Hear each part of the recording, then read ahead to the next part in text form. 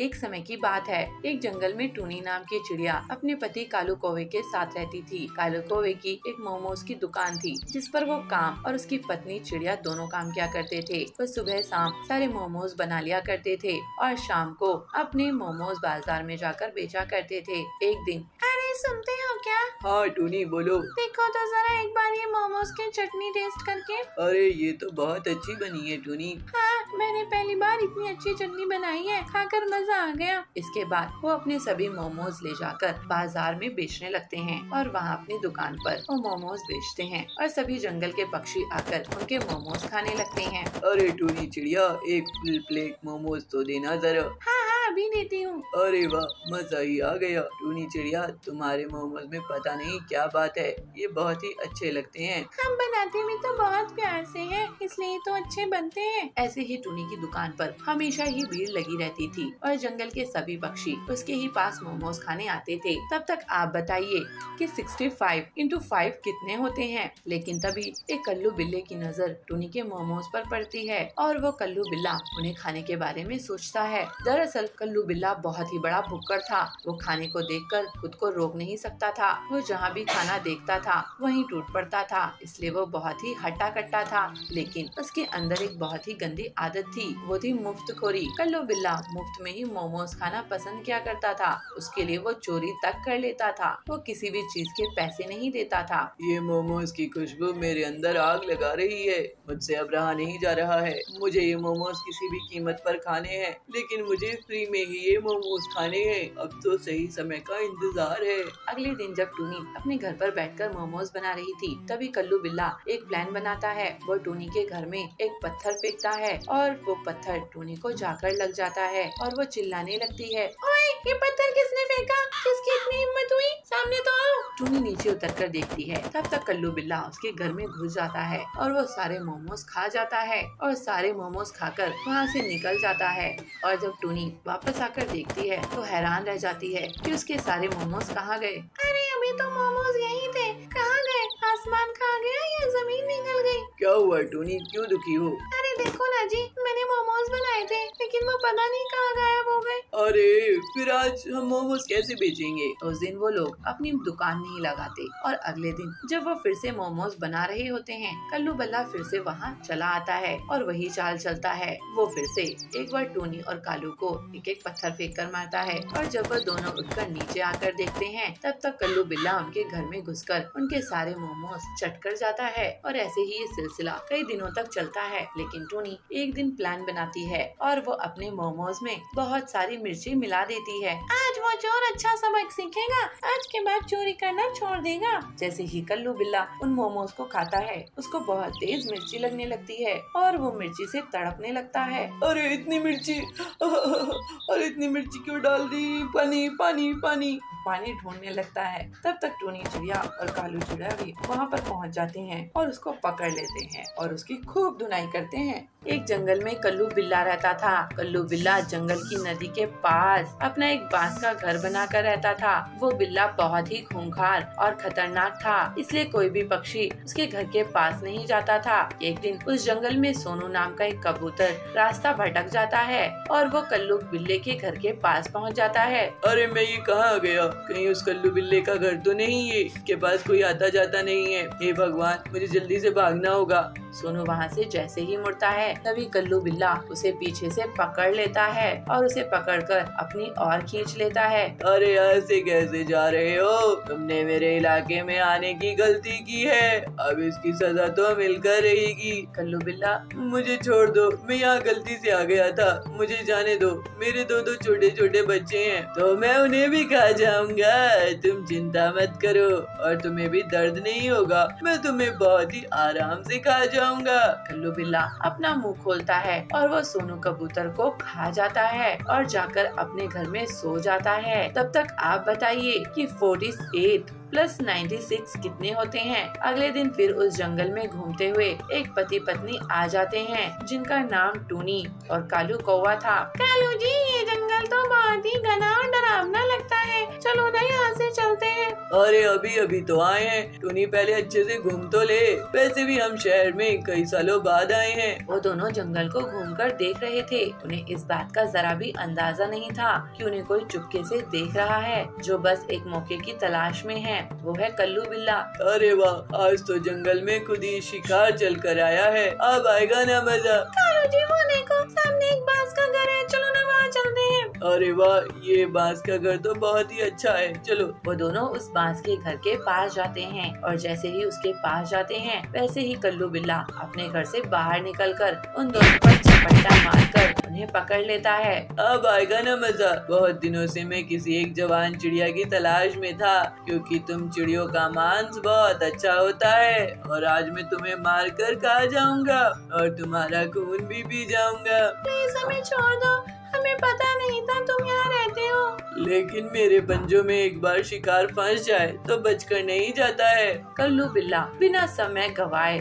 उन दोनों को अपने मुंह में रख लेता है और उन्हें खा जाता है और उसके बाद से उस जंगल के आसपास कोई भी नहीं भटकता। डिटेक्टिव जे कुछ दिनों के लिए गोवा घूमने आया है और वो बीच पर पड़ा हुआ धूप सेक रहा था। अरे वाह, ये गोवा तो बहुत ही अच्छी जगह है। यहाँ कुछ दिन रहूंगा और दिमाग शांत करूंगा। बहुत दिनों से केस में लगा हुआ था, दिमाग भी थक गया था। यहाँ आकर अब कुछ चैन है। डिटेक्टिव जे कुछ ड्रिंक ऑर्डर करता है और धूप सेकते हुए ड्रिंक एंजॉय करने लगता है। तभी उसे कुछ पुलिस वाले भागते हुए दिखाई दिए। यहाँ पुलिस क्या कर रही है, चलकर देखता हूँ। डिटेक्टिव जे भी उनके पीछे भागता हुआ गया। तभी उसने देखा कि एक जगह बहुत भीड़ लगी हुई है। डिटेक्टिव जे ने एक चिड़िया से पूछा, अरे चिड़िया रानी, यहाँ इतनी भीड़ क्यों लगी हुई है? अरे यहाँ एक का मर्डर हो गया है, वो देखो उसकी लाश पड़ी है। बड़ी ही बेरहमी से मार दिया उसे किसी ने, इसलिए हमने पुलिस को फोन करके यहाँ बुलाया। डिटेक्टिव जे लाश की तरफ देखता है जहाँ उसे नजर आता है कि उस लड़की ने मरने से पहले कुछ लिखा था, HE। शायद वो मदद के लिए किसी को बुला रही थी और हेल्प लिखने की कोशिश कर रही थी, पर ये लिखते हुए ही उसकी मौत हो गई थी। इंस्पेक्टर, ये हिरन के बारे में आपको कुछ पता चला? इसका नाम चिंकी था। ये एक वेट्रेस थी और यहीं पास के क्लब में काम करती थी। किसी से बचकर भाग रही थी पर उन्होंने इसे पकड़ लिया। देखकर लग रहा है किसी ने इसका गला घोटकर इसे मार दिया। देखो उसके गले पर निशान है, शायद किसी दुपट्टे से उसका गला घोटकर मारा गया है। ओके, आपको किसी पर शक है क्या? हाँ, पूछताछ में पता चला है कि कल ये लड़की 3 लड़कों से मिली थी। शक की सुई उन्हीं लड़कों पर जा रही है, पर पता नहीं उन तीनों में से कातिल कौन है। कोई भी कुछ बोलने को तैयार नहीं है। ठीक है, मैं भी पता करता हूँ। डिटेक्टिव जे ने उन लड़कों का पता लगाया और एक एक करके उनसे बात की। पहले लड़के का नाम जॉय था। डिटेक्टिव जे ने उससे पूछा तो उसने कहा, नहीं सर, मैंने कुछ नहीं किया है। तो तुम किस लिए उससे मिले थे? सर मैंने कल उसे एक ड्रिंक लेकर दी थी, उसके अलावा कुछ नहीं। बस 5 मिनट के लिए ही हमारी मुलाकात हुई थी, उससे ज्यादा भी नहीं, क्योंकि उसको जल्दी थी इसलिए वो चली गई थी। सर मैं नहीं जानता कि उसका खून किसने किया, सर मुझे नहीं पता। डिटेक्टिव जे फिर सैम के पास गया और उससे भी वही सवाल पूछा। सर मैं तो उसके साथ काम करता था, लेकिन हाँ कल वो हेमल के साथ बाहर गई थी। उसके बाद क्या हुआ मुझे नहीं पता सर। इसके बाद डिटेक्टिव जे हेमल के पास गया और उससे भी यही सवाल पूछा। सर सैम ने आपसे जो कुछ भी कहा वो सब झूठ है। मैं तो कल जल्दी ही घर चला गया था। उसके बाद क्या हुआ और क्या नहीं और किसने चिंकी का मर्डर किया मुझे नहीं पता। आप लोग खामखा मुझे इस केस के अंदर फंसा रहे हो, मैं तो कुछ जानता भी नहीं हूँ। डिटेक्टिव जे तीनों से बात कर चुका था पर उसे अभी भी कुछ समझ में नहीं आ रहा था कि कौन सच कह रहा है और कौन झूठ। पर उसने केस को अच्छे से ऑब्जर्व किया और अपने दिमाग पर जोर डाला तो उसे याद आया कि चिंकी ने मरते वक्त कुछ लिखा था, HE।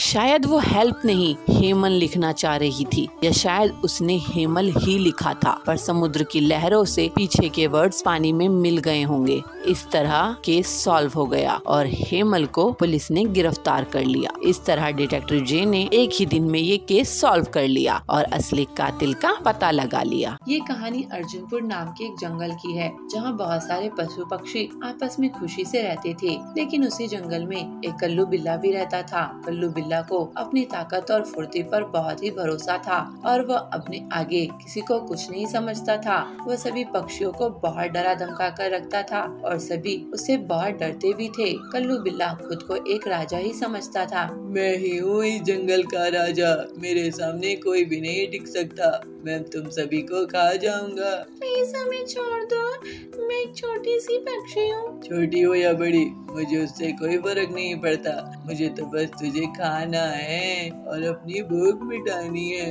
ऐसा कहकर कल्लू बिल्ला चिड़िया के बच्चे को खा जाता है। लेकिन उस जंगल का वही हाल था, सभी उससे बहुत डरते थे और वहाँ का राजा भी कल्लू बिल्ला से बहुत डरता था। और जब राजा ही डरता हो तो प्रजा की तो बात ही क्या करनी। जंगल के सभी पक्षी कल्लू बिल्ला को बहुत समझाते थे कि उन्हें परेशान ना करे, लेकिन वो किसी की नहीं सुनता था। यहाँ तक कि उसकी बचपन की दोस्त टूनी चिड़िया भी उसे समझाती है। कल्लू मेरे दोस्त, तू ये लड़ना झगड़ना क्यों नहीं छोड़ देता? इसमें कुछ नहीं रखा है। मैं तुझ जैसा डरता नहीं हूँ, मैं तो आराम की जिंदगी और खुशी से जीता हूँ, तेरी तरह डर डर कर जीना नहीं आता मुझे। तब तक आप बताइए कि 98 - 25 कितने होते हैं? टूनी ने उसे बहुत समझाया और कल्लू को तो वो बात पसंद ही नहीं आई, इसलिए उसने अपने दोस्त से दोस्ती तोड़ दी। कल्लू बिल्ला को अपने ऊपर बहुत ही घमंड था। जब रास्ते से जाता था तो सभी पक्षी उसे सलाम ठोकते थे। जो उसे सलाम नहीं करता था वो उसे मारकर खा जाता था। इसलिए ना चाहते हुए भी सभी पक्षियों को उसे सलाम करना ही पड़ता था। ओए, तूने मुझे सलाम क्यों नहीं किया?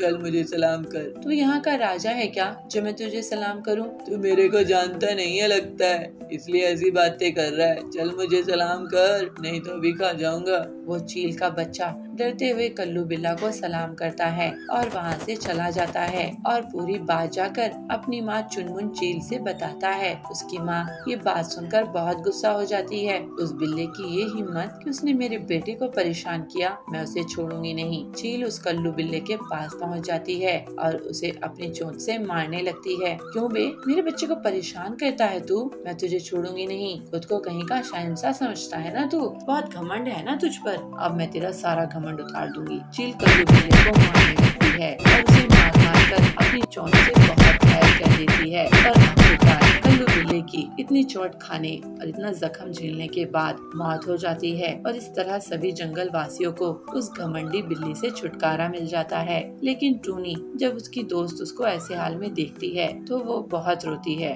तू मेरी बात समझ जाता कल्लू बिल्ले तो कितना अच्छा होता, आज तू जिंदा तो रहता। सुंदरवन नाम के गांव में बर्फी नाम की एक औरत अपने सास ससुर और पति के साथ रहती थी। बर्फी देखने में बहुत ही सुंदर थी, पर उसके अंदर एक बुरी बीमारी थी जो उसकी सास लूसी को शादी के बाद पता चली कि उसकी बहू उर्फी जावेद की बहुत बड़ी फैन है, और फैन भी ऐसी वैसी नहीं बल्कि डाई हार्ड फैन। बर्फी भी उर्फी के जैसे कपड़े पहना करती और छोटी छोटी ड्रेसेस डालकर पूरे गाँव महल्ले में घुमा करती। एक दिन, अरे बहू, ये तूने क्या बवाल डाला हुआ है? अरे तू कोई लड़की नहीं है, तू इस गांव की बहू है, कम से कम हमारी इज्जत का ही कुछ ख्याल कर लिया कर। ये देख कैसे छोटे छोटे कपड़े पहनकर पूरे गांव में मटकती फिर रही है। पता है लोग तेरे पीछे क्या क्या बातें करते हैं। माँ जी, आप क्या जाने फैशन को, आपकी तो पूरी जिंदगी इन्हीं गाय और गाय के गोबर में निकल गई। हाँ हाँ, मैं जानती हूँ कि तू किसकी कॉपी कर रही है। उर्फी जावेद बनना चाहती है ना तू? हाँ माँ जी, जब आपको पता है तो आप पूछ क्यों रही हो? खैर, मेरा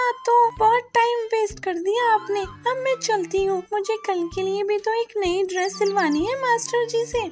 ऐसा कहकर बर्फी उस छोटी सी ड्रेस को पहनकर और मटकते हुए चली जाती है। गांव के सभी लोग उसी को घूर घूर कर देख रहे थे और उसका मजाक बना रहे थे, लेकिन बर्फी सोचती है कि सब उसकी तारीफ कर रहे हैं। लगता है ये सब मेरे फैशन से बहुत इम्प्रेस हुए हैं, तभी तो देखो मुझे कैसे देख रहे हैं। अभी तो कुछ नहीं, अब तो मैं जो ड्रेस मास्टर जी को देने जा रही हूँ उसके पहन के तो मैं पूरी बर्फी जावेद लगूंगी। बर्फी आगे बढ़कर मास्टर जी के पास जाती है। लीजिए मास्टर जी, ये लीजिए मेरी ड्रेस का कपड़ा और इतनी अच्छी ड्रेस सिल दीजिए कि पूरा गांव बस मुझे ही देखता रह जाए। मास्टर जी वो छोटा सा कपड़ा देखकर मन ही मन सोचते हैं, इतना छोटा सा कपड़ा और उसमें भी एक ड्रेस निकालना, अरे मैं तो इसका रुमाल भी ना बनाऊं। अरे इतने से कपड़े से मैं ड्रेस कैसे बना दूं? मैं इतना पागल नहीं हूँ। किसी और के पास चली जाओ, मेरे पास फालतू का समय नहीं है, उससे ही सिलवा लो अपनी घिसी पिटी सी ड्रेस, मैं तो सिल नहीं सका। अरे तुम क्या जानो फैशन, तुम तो वही सूट सलवार और ब्लाउज सिलना जानते हो। टूनी इसके बाद घर की तरफ जाने लगती है, लेकिन बीच रास्ते में कुछ लफंगे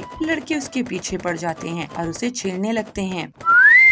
अरे मैडम कहाँ जा रही हो अकेले अकेले? कहो तो हम छोड़ दें। टूनी डर जाती है और वहाँ से भागने लगती है और तेज से भागते भागते वो अपने घर आ जाती है और उसके बाद वो अपनी सास को पूरा माजरा बताती है। और पहन के जा उर्फी जावेद वाले कपड़े, उर्फी जावेद बनेगी। अभी वो पकड़ लेते तो। माँ जी मुझे माफ कर दीजिए, आज के बाद मैं कभी ऐसे कपड़े नहीं पहनूंगी। एक जंगल में कल्लू बिल्ला रहता था। कल्लू बिल्ला जंगल की नदी के पास अपना एक बांस का घर बनाकर रहता था। वो बिल्ला बहुत ही खूंखार और खतरनाक था, इसलिए कोई भी पक्षी उसके घर के पास नहीं जाता था। एक दिन उस जंगल में सोनू नाम का एक कबूतर रास्ता भटक जाता है और वो कल्लू बिल्ले के घर के पास पहुंच जाता है। अरे मैं ये कहाँ गया? कहीं उस कल्लू बिल्ले का घर तो नहीं है? इसके पास कोई आता जाता नहीं है। हे भगवान, मुझे जल्दी से भागना होगा।